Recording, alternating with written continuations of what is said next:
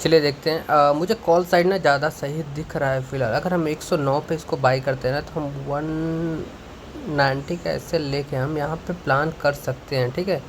लेकिन call side, चलिए पहले हम क्वांटिटी ऐड कर लेते हैं। अभी 30-40 सेकंड बचा है ओपनिंग के लिए।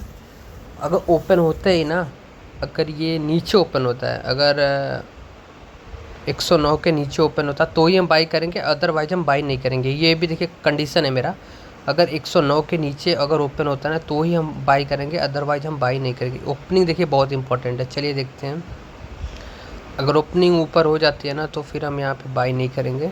तो फिर जो अपना सेटअप है ना, वो उस हिसाब से नहीं। देखिए ओपनिंग ऊपर हो चुकी है, ओपनिंग ऊपर हो चुकी है। तो फिर हम यहाँ पे थोड़ा वेट करेंगे, ठीक है।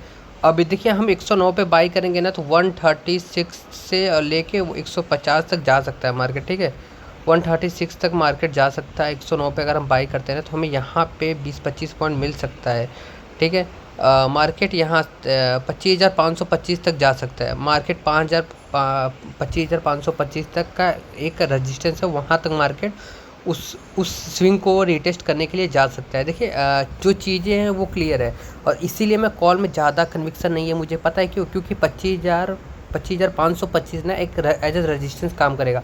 मार्केट जिस हिसाब से 2-3 दिन से नीचे आ रहा है ना, मुझे नहीं लगता कि आज रिकवरी इतनी जल्दी करेगा। पहले हाफ में तो बहुत मुश्किल है।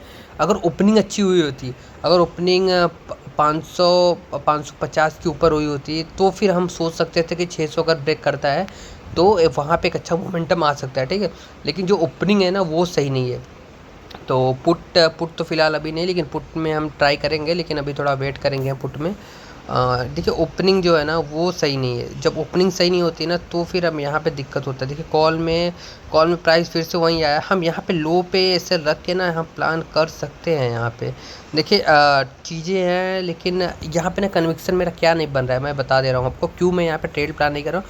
क्योंकि रीज़न बिंग सिंपल ही मेरा साफ है, क्लियर है कि क्योंकि मार्केट बहुत बड़ा यहाँ पे मूव नहीं देने वाला है। 25,525 एक सब रजिस्टेंस है, उसको मार्केट पक्का रिस्पेक्ट कर सकता है। पक्का मतलब कर सकता है। तो हम वहाँ पे थोड़ा ना, जो कन्विक्शन है ना, वो चीज़ नहीं आ रहा है मुझे। तो हम थोड़ा वेट करेंगे यहाँ पे। अगर ये सस्टेन कर जाता है पहले 5 मिनट में, तो ही हम यहाँ पे प्लान करेंगे, अदरवाइज हम प्लान नहीं करेंगे। चलिए देखते हैं क्या होता है, किस तरह से हम सोचते हैं, प्लान करते हैं। कॉल साइड तो अभी मोमेंटम कॉल साइड में उतना सही मुझे दिख नहीं रहा है, तो हम वेट करेंगे। वीडियो तक आप, अगर वीडियो आप देख रहे हो तो आप एंड तक देखिएगा, हम क्या और किस तरह से प्लान करते हैं। देखिए हम स्कैल्प करेंगे, हम छोटा सा स्कैल्प करेंगे। 4-5 हज़ार का लॉस प्रॉफिट लेंगे, या फिर 2-3 हज़ार का लॉस, ठीक है। 3 हज़ार से ज़्यादा हम लॉस नहीं लेने वाले हैं। और अगर टारगेट लेंगे तो वही 5-6 हज़ार तो वही इतना ही रहेगा अपना, ठीक है। 1:2 हम जाएंगे। चलिए देखते हैं। प्राइस आ रही है ऊपर, देखिए प्राइस ऊपर आ चुकी है।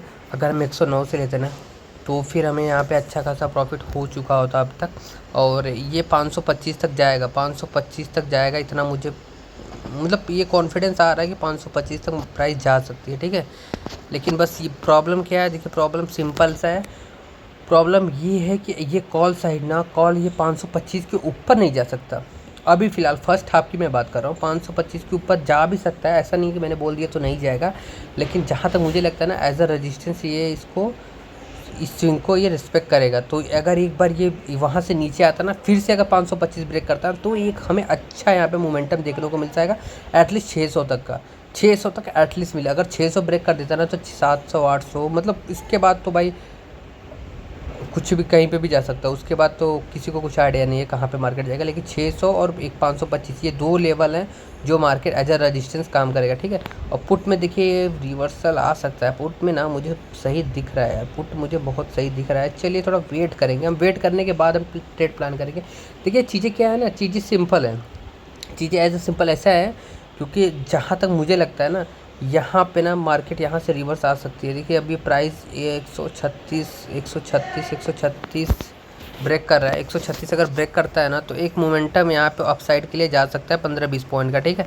15-20 पॉइंट हमें 136 के ऊपर ना एक मोमेंटम देखने को मिल सकता है। चलिए थोड़ा सा वेट करते हैं। लेकिन प्रॉब्लम देखिए यही है, 525 जो ये लेवल है ना, बार बार इसको मार्केट टेस्ट कर रहा है यहाँ, मुझे नहीं लगता ये ब्रेक करेगा। अगर ब्रेक करता है, अगर सिंगल मिनट कैंडल क्लोज होती है ना, तो ही हम यहाँ पे प्लान करेंगे, अदरवाइज हम प्लान नहीं करेंगे।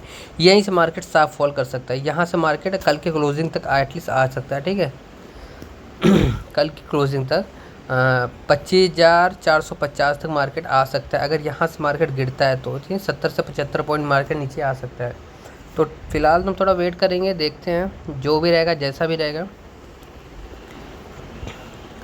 हाँ, प्राइस आ रही है यहाँ पे। मैं सोच रहा हूँ मैं ट्रेड लूँ या ना लूँ, लेकिन देखिए मैं ट्रेड यहाँ पे मैं ट्रेड ना ही लूँ तो ही सही है, क्योंकि ना ट्रेड ना लेने का रीज़न मेरा सिंपल है, क्योंकि ये जो अभी इंडेक्स में देख रहे हैं ना, अब यहाँ मोमेंटम आ सकता है, यहाँ पे 10-15 पॉइंट मोमेंटम आ सकता है, लेकिन इंडेक्स का जो मोमेंटम है ना, वो भी उतना मुझे सही नहीं दिख रहा है। इंडेक्स वहीं से रिवर्स कर सकता है, ऐसा मुझे लग रहा है।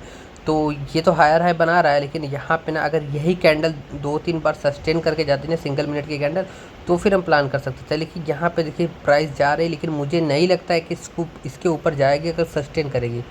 हाँ देखिए, हमें अगर हम यहाँ पे होते तो हमें यहाँ पे 14-15 पॉइंट ईजिली यहाँ पे मिल रहे थे, और अगर 109 से बाई करते तो हमें ऑलमोस्ट यहाँ पे 50 पॉइंट मिलते, ठीक है।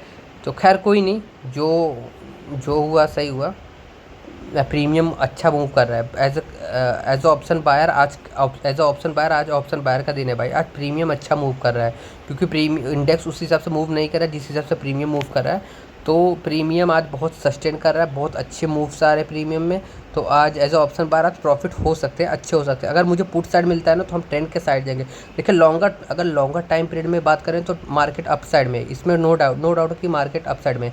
लेकिन वही अगर शॉर्ट टर्म में बात करें ना, तो 5 मिनट 15 मिनट में तो मार्केट यहाँ पे निगेटिव में है। तो हम यहाँ पे नेगेटिव में ही प्लान करें, क्योंकि हम स्कैल्पर है, तो हम बड़ा स्विंग नहीं लेके जा रहे हैं।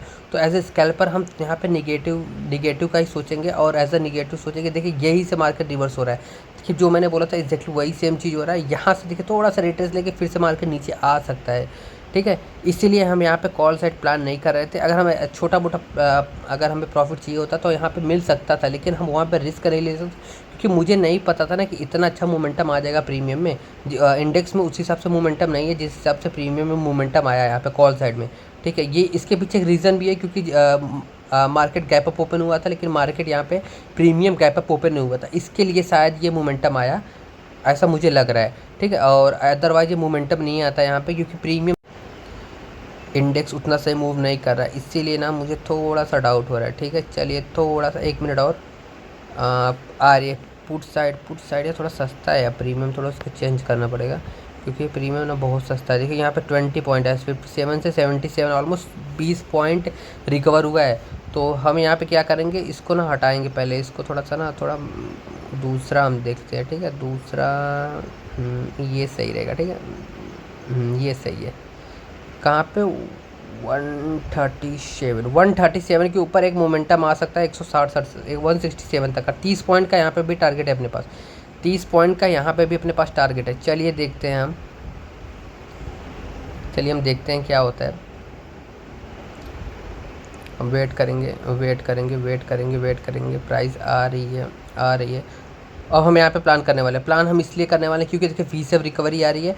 एक बार रिटेस्ट करके ना, करिए ये जो कैंडल आई है ना, ये एक बार रिटेस्ट करके नीचे आए, फिर से ऊपर जाती है ना, तो फिर हम यहाँ पे प्लान करेंगे, ठीक है। 300 क्वांटिटी यार मैंने फालतू में ऐड कर लिया, 300 क्वांटिटी मुझे नहीं लगता यहाँ पे ऐड होगा, फिर भी एक बार चेक कर लेते हैं, क्योंकि मैंने पैसे विड्रॉ कर लिए हैं।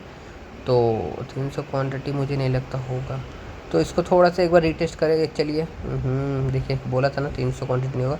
चल 225। चलिए अब यहाँ पे हम 3 लॉट से करेंगे, 1 2, हाँ अभी ठीक है। चलिए 1 मिनट थोड़ा सा, हाँ हो गया।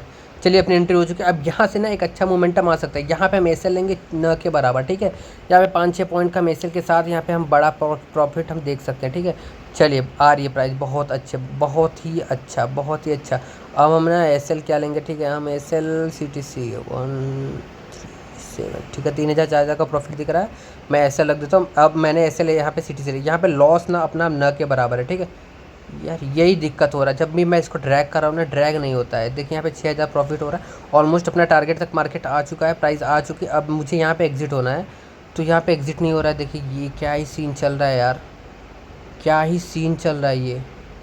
ये जो ड्रैग नहीं होता ना, कभी कभी ऐसा होता है ना, ड्रैग नहीं होता। हम यहाँ पे ऐसा लग देते हैं, हम सोचते हैं इसको ड्रैग करके हम प्रॉफिट बुक कर ले, लेकिन नहीं होता है। चलिए यहाँ पे हमने इसको मैनुअली एग्ज़िट किया, 150 पे हुआ यार। 167 पे हम सोच रहे थे, 162 163 पे कि 150 पे हुआ। यही होता है अगर आप मैनुअली करते हैं ना, तो कभी कभी क्या होता है ना, आप यहाँ पे आपको लॉस भी फेस करना पड़ जाता है। यहाँ पे आप देखिए बड़ा प्रॉफिट, यहाँ पे जहाँ पे हमें 7,000 रुपये का प्रॉफिट दिख रहा था, हमें यहाँ पे सिर्फ 4,000 रुपये मिले, ठीक है। अब देखिए, अब यहाँ पे दो चीज़ें हैं, ठीक है। अगर हम फॉर्म में आके फिर से वापस से हम रीएंट्री करें, तो यहाँ पे अपना एसएल लग सकते हैं। यहाँ पे इमोशंस आ चुके हैं कि हम देखो 7,000 पे बुक कर रहे थे लेकिन 4,000 मिला, तो यहाँ पे मैं क्या करूँगा, अब मैं यहाँ पे इसको करूँगा बंद, क्योंकि देखिए जो मिला उतना काफ़ी है, ठीक है। और जो दिखा वो तो अपना था ही नहीं, जो 4,000 रुपये मिल गए वही अपने थे, तो 4,000 रुपये इनफ है। अगर हम रिस्क देखें ना, तो इस ट्रेड में रिस्क अपना 5-6 पॉइंट का मैं लेता, लेकिन उस हिसाब से ना मैंने सीटीसी रख दिया, तो वहाँ पे रिस्क तो न के बराबर ही था, रिस्क अपना न के बराबर ही था, तो वहाँ पे ना अपना लॉस तो नहीं होता बड़ा।